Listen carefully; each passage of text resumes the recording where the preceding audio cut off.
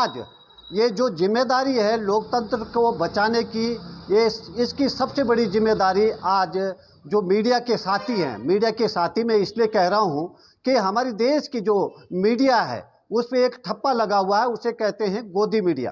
तो गोदी मीडिया से इतर अब जिम्मेदारी कौन निभाएगा कि लोकतंत्र का जो चौथा स्तंभ है उसकी जिम्मेदारी आज आप सबके कंधों पर है।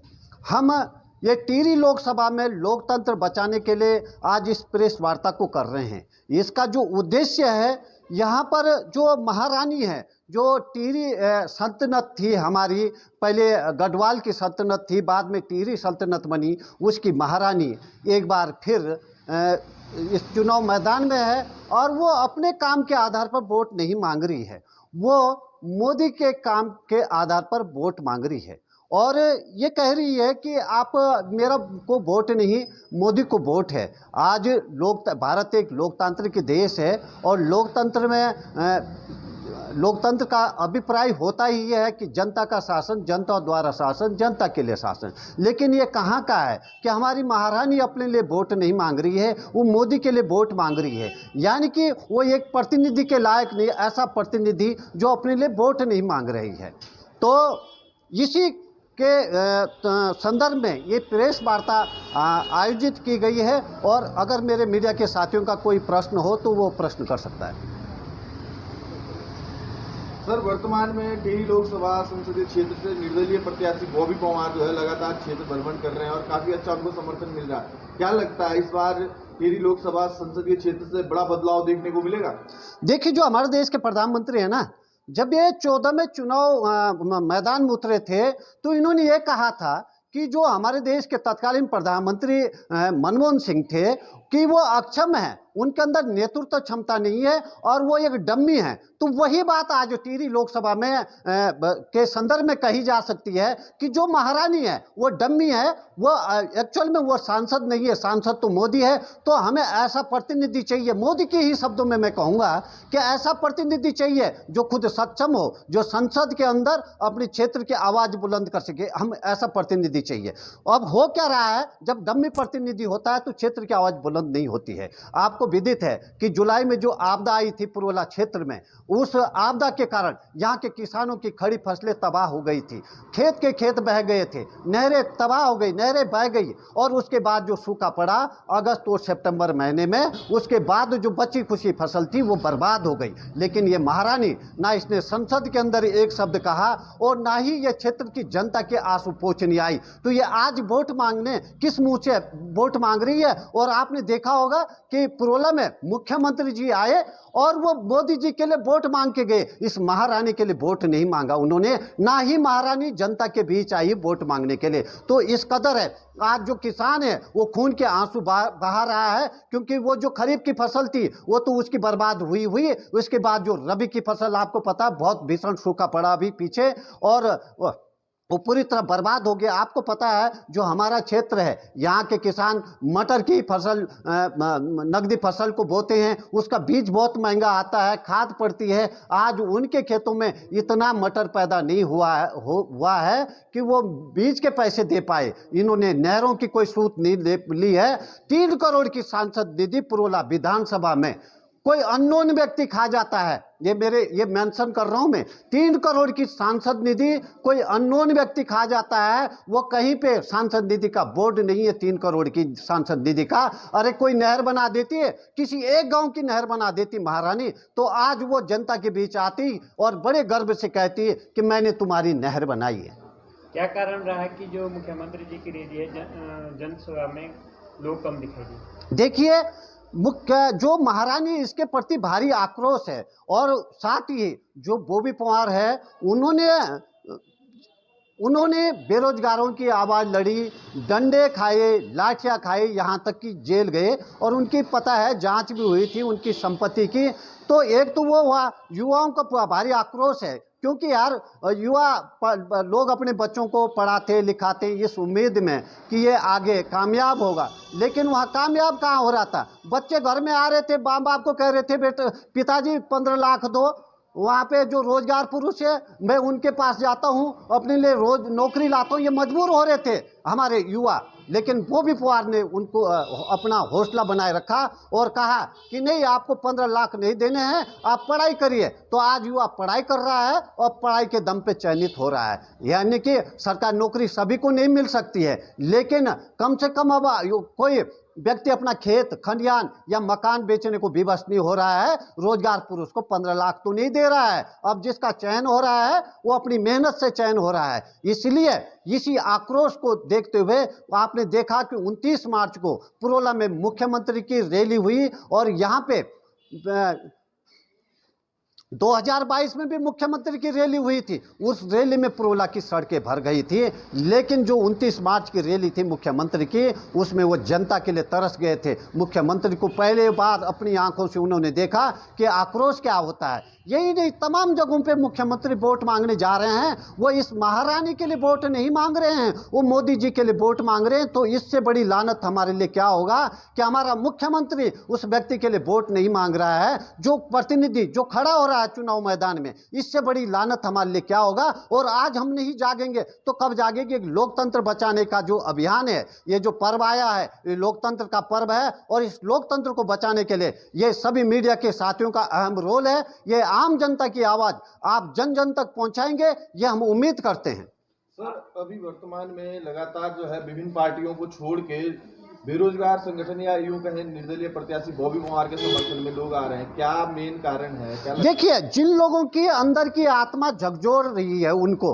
वो भारतीय जनता पार्टी को छोड़ रहे हैं, वो कांग्रेस पार्टी को छोड़ रहे हैं और बॉबी पवार के समर्थन में आ रहे हैं। लेकिन जिन लोगों का धंधा ठेकेदारी है, जहां के संसाधनों को लूटना, खनन माफिया, जंगल माफिया, रोड माफिया, वो सारे माफिया जो है इस समय ये बीजेपी की ओर भाग रहे हैं। वो इसलिए भाग रहे हैं कि ताकि उन्हें निर्विवाद रूप से वो खनन कर सके, निर्विवाद रूप से वो जंगलों का दोहन कर सके और जो यहाँ की सड़कें हैं, जो यहाँ के तहस है, जो यहाँ की नहरें हैं, उनको जो पे जनता का खून वो चूस सके, इसके प्रमाण पत्र के लिए वो बीजेपी को ज्वाइन कर रहे हैं ताकि उन्हें कोई रोक ना सके, कोई टोक ना सके। मैं दूसरी बात बोलना चाहता हूँ, आज बीजेपी ने तमाम जो विधायक हैं, पूर्व विधायक हैं, उन सबको कहीं कहीं तो इन्होंने जितने जनप्रतिनिधि हैं सब पे दबाव बना के बीजेपी को ज्वाइन कराया। लेकिन जनता सख्त खिलाफ। मैं पुरोला विधानसभा का उदाहरण दे रहा हूं।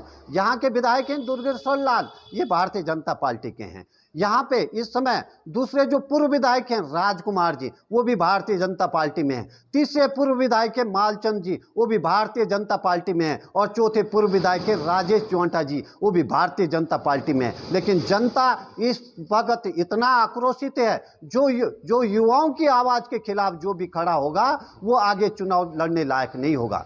और ये मैं बता दूं, अब पुरोला विधानसभा की जब बात कर रहा हूँ, यहाँ की जनता अकेले इन्हीं बातों या रानी की अक्षमता की वजह से ही आक्रोशित नहीं है, या इस वजह से ही अकेले आक्रोशित नहीं है कि बॉबी पवार ने युवाओं की लड़ाई लड़ी। यहाँ पर मैं बता दूं कि पुरोला विधानसभा के अंतर्गत 40 करोड़ की जिला योजना खर्च हुई है।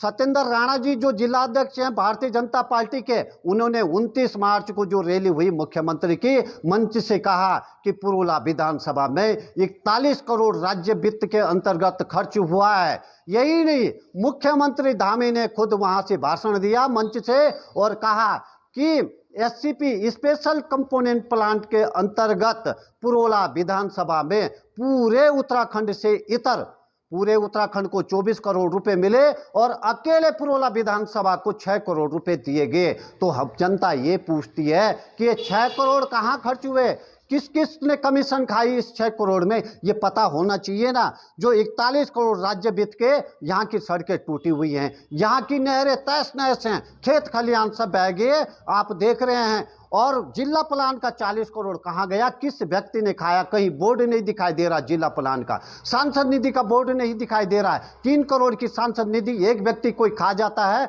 बोर्ड भी नहीं लगाता। ये हालात है। यही नहीं, मैं बता रहा हूँ, पीछे जो यहाँ के माफिया हैं, उन्होंने जो ये पुरोला बाजार के साथ जो ये नदी बहती है, ये कमल नदी और एक कुमला खड्ड, तो कुमला खड्ड में बड़े बड़े बोल्डर थे जो कि इसकी सुरक्षा करते थे, बाजार की सुरक्षा की गारंटी थी बाढ़ से। लेकिन पत्रकार साथियों, इन्होंने क्या किया, वो सारे तमाम बोल्डर तोड़ दिए और ब्लॉक भर दिए दोनों तरफ नदी के। नदी आई और 12 दुकानें गत वर्ष इसका ये नदी निगल गई। क्यों निगल गई? कि जो नेचुरल प्राकृतिक सुरक्षा थी पुरोला बाजार की रक्षा के लिए वो बोल्डर तोड़ दिए। अब इन्हीं माफियाओं के साथ मिल करके, जो कि आपको विदित है कि पहले यही लोग कांग्रेस पार्टी के थे, उन्हीं लोगों के साथ मिलकर भारतीय जनता पार्टी ने 4.5 करोड़ की नई योजना पारित की है। उन तमाम बोल्डरों को तोड़ करके ब्लॉक भरे जाएंगे ताकि पुरोला का सारा बाजार बह जाए। आज पूरा पुरोला बाजार खतरे की जद में है और इस जद में इसलिए आया कि जो तमाम जो यहाँ के जनप्रतिनिधि चुन के गए वो महाभ्रष्टाचारी हैं। भ्रष्टाचार के दलदल में उन्हें पुरोला बाजार को बेच दिया है। यहाँ की सुरक्षा खतरे में पड़ गई है। मैं आम जनता से ये कहना चाहूँगा कि आपको अगर याद हो, कोई मेरी उम्र का हो, कि पहले भी नदी में बाढ़ आती थी और इससे ज़्यादा पानी आता था, इससे ज़्यादा बारिश आती थी, लेकिन किसी का खेत बहा कभी नदी में? कोई नहर बही नहीं बही, केवल फैलता था नदी का पानी। लेकिन आज इन्होंने तमाम जो पेड़ पौधे थे नदी के किनारे उनको तहस नहस कर दिया और ब्लॉक पे ब्लॉक भरे जा रहे हैं। शहर खतरे में है, पूरा उत्तराखंड खतरे की जद में आ गया। क्योंकि और इनकी कोठियां देहरादून में बन रही हैं। आप आराकोट क्षेत्र में तमाम आपदाएं आई, आप सबको भी देते हैं, खबरों में इतना रहा, इतनी भयंकर आपदा आई। उस आपदा का जो बजट है आपको पता है कि जो वहाँ आपदा के रक्षा के कार्य किए जा रहे हैं वहाँ मिट्टी भरी जा रही है। कल ही एक पुल का विवरण आ रहा था, उसमें पत्थर भरे जा रहे हैं ब्लॉक में। इस तरह के जो कमीशन खोरी हो रही है, 80 करोड़ का जो है ठेकेदार कोई गिने चुने व्यक्ति बन गए और पूरे क्षेत्र का खून चूस रहे हैं। खून में इसलिए बोल रहा हूं कि देखो उस क्षेत्र का जो मुख्य व्यवसायी है वो सेब है और सेब जब मंडियों में नहीं पहुंच पा रहा पिछले कुछ सालों से, क्योंकि ये सड़कों बनाने में घोटाले कर रहे हैं। सड़कें एक ही बारिश में टूट जा रही हैं क्योंकि 80-80 करोड़ की योजनाएं ये मिट्टी से भर के पूरी कर रहे हैं। मिट्टी से ब्लॉक भरे जा रहे हैं तो वो सड़कें टिकेंगी, वो नहरें टिकेंगी? नहीं टिकेंगी। खून पसीना चूस रहे हैं, ये लोगों का खून चूस दिया जी इन्होंने। ये यही नहीं पुरोला विधानसभा की, पूरे उत्तराखंड के हालात ने। अब मैं एक सवाल आप लोगों को बोलना चाहता हूं। यहाँ अंकिता हत्याकांड पूरे उत्तराखंड में एक विषय रहा है, एक न्याय की मांग की जा रही है, लेकिन न्याय नहीं मिल रहा है। लोग ये कहेंगे कि कांग्रेस पार्टी ने भी तो अंकिता हत्याकांड की आवाज उठाई थी तो कांग्रेस पार्टी को वोट दो। नहीं, मैं कहूँगा नहीं, क्योंकि मुझे पता है जहाँ पुरोला विधानसभा के अंतर्गत जब एक महिला का अपहरण हुआ, उसके बेचारे उसके परिवारजन पुलिस के पास भी गुहार लगाते रहे, उसको न्याय नहीं मिला। केवल कुछ पत्रकारों ने उसकी आवाज उठाई। जब 15 दिन बाद या 1 महीने बाद उसकी लाश मिले तब जाके उसके न्याय की बात की जा रही। तो उसने आरोप लगाया था कि उसका जीजा जी उसका अपहरण करके ले गया हरियाणा, लेकिन किसी ने उसकी आवाज नहीं सुनी। कांग्रेस पार्टी के लोगों को मैंने कहा कि आप क्यों नहीं इसकी आवाज उठाते हैं, तो कहते हैं कि स्थानीय स्तर पे तो हम पंगा नहीं ले सकते हैं। ये बात कह रहे थे तो क्या आप कांग्रेस पार्टी को वोट दोगे बीजेपी के जवाब में? नहीं देना। यहाँ पे एक लड़की थी, वो न्याय की मांग, उसके पति ने उसको धोखा दिया, छद्म शादी की उसके साथ, उसको धोखा दिया। उसकी मांग केवल कुछ पत्रकारों ने उठाई, लेकिन आम जो कांग्रेस जन था या भारतीय जनता पार्टी के लोग थे उन्होंने दूरियां बना के रखी। साथियों, तो इसलिए मैं ये कह रहा हूं, ये लड़ाई, ये जो जंग है, ये भ्रष्टाचार के खिलाफ है। तो इस जंग में जो इसके जो विलेन है ये दोनों भारतीय जनता पार्टी और कांग्रेस पार्टी है। जो ये इतना आक्रोश है, क्या इसको मत में बदल सकेंगे? बिल्कुल, इस वक्त पूरी जनता में आक्रोश है। ये नहीं कि ये सिर्फ युवाओं की लड़ाई है, ये बुजुर्गों, माता और बहनों की लड़ाई है। आपने देखा है कि हमारी विधानसभा के तमाम लोग देहरादून की ओर जब रेफर होते हैं तो रेफर होते होते ही दम तोड़ देते हैं, इलाज नहीं करा पाते हैं। देहरादून जाते हैं, 500 रुपये तो डॉक्टर की फीस है और 5000 रुपये खर्चा चाहिए जेब में, कहाँ से आएगा? पूरे हॉस्पिटलों का इन्होंने तहस नहस कर दिया। पूरी स्वास्थ्य व्यवस्था चरमरा गई। प्राइवेट हॉस्पिटलों के डॉक्टरों के साथ साठ गांठ करके इन्होंने सरकारी हॉस्पिटलों की पूरी व्यवस्था चौपट कर दी है। तो साथियों, मैं ये कह रहा हूँ कि ये वोट में परिवर्तित होगा और आज नहीं परिवर्तित होगा। ये तो एक टेलर मात्र है। अगर इस टेलर को आज हम हकीकत में नहीं बदलेंगे तो कल कोई बॉबी पुआर पैदा नहीं होगा उत्तराखंड में। आज तो एक बॉबी पुआर पैदा हो गया। ये नहीं कि बॉबी पुआर से पहले लोगों ने भ्रष्टाचार के खिलाफ जंग नहीं छेड़ी थी, लेकिन टिक नहीं पाए मैदान में। एक बॉबी पुआर अभी टिका हुआ है, तो हम सबको बॉबी पुआर के साथ खड़ा होना है और लोकतंत्र की रक्षा तभी होगी जब बॉबी पुआर चुनाव जीतेंगे। सर, अभी कल ही हाल ही में मतलब भाजपा मंडल महामंत्री नौगांव ने इस्तीफा दिया और उन्होंने जो है वर्तमान विधायक पे गंभीर आरोप लगाए हैं। क्या कुछ कहना चाहोगे आप? देखो, जब आप बात कर रहे हैं वर्तमान विधायक दुर्गेश्वर लाल की, तो मैं ये कहूँगा कि दुर्गेश्वर लाल के कारण मुझ पे भी लोग आरोप लगाते हैं। वो कहते हैं कि आपने इसे नेता बनाया। तो भाई मैं ये कहता हूँ, नेता तो मैंने बनाया, लेकिन वोट आपने दी है। आप लोग सवाल क्यों नहीं पूछते अपने विधायक से कि कहाँ गड़बड़ियाँ हो रही है? मैं पहले भी बोल चुका हूँ, चाहे विधायक हो या पूर्व विधायक हो या जिला अध्यक्ष हो, ये सब लोगों को हमने बनाया। ये हमारे प्रति जिम्मेदार है, हम इनके प्रति जिम्मेदार नहीं है। ये अगर जनता के खिलाफ काम करते हैं तो पूरी जनता को इनके खिलाफ आक्रोशित तो होना चाहिए, और वो आक्रोश इस लोकसभा चुनाव में दिखाई देना चाहिए। यानी कि मंडल महामंत्री द्वारा लगाए गए आरोपों में कहीं ना कहीं सत्यता दिखती है। बिल्कुल, मंडल कोई भी किसी पे बिना आग के धुआं नहीं निकलता, ये कहते हैं। ये मैंने कहता हूँ, पूरे विद्वान कहते हैं, विद्वान जनों द्वारा कहा गया है। तो बिल्कुल बिना आग के धुआं नहीं निकलता, उनकी बात में सत्यता हो सकती है। सर, अगर देखी जाए तो ब्लॉक प्रमुख समेत तमाम नेताओं ने परसों प्रोला में भाजपा ज्वाइन की। क्या इनको भी ईडी और सीबीआई जैसे? देखो, ईडी और सीबीआई का भय तो नहीं है ब्लॉक प्रमुख के लिए, पर मैं ये बता दूं कि 2022 के चुनाव में जो ब्लॉक प्रमुख है यहाँ की रीता पवार, इनके नेतृत्व में तमाम प्रधान और क्षेत्र पंचायत सदस्यों ने कांग्रेस पार्टी ज्वाइन की थी 2022 के चुनाव में। इस उम्मीद में थे कि इस बार जो है कांग्रेस पार्टी जीत रही और सत्ता में आएगी, इसलिए उन्होंने कांग्रेस पार्टी की सदस्यता ग्रहण की थी।